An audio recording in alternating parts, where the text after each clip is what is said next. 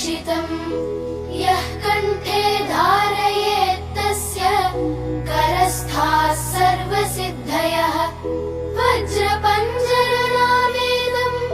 यो रामकवचम् स्मरेत् अव्याहताज्ञः सर्वत्र लभते जयमङ्गलम् आदिष्टवान् यथा स्वप्ने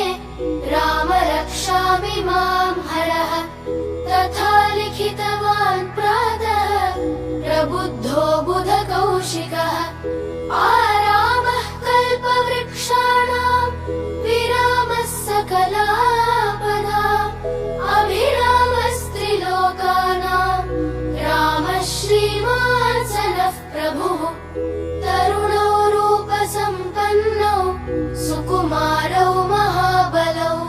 पुण्डरीकविशालाक्षौ क्षीरकृष्णाजिनाभौ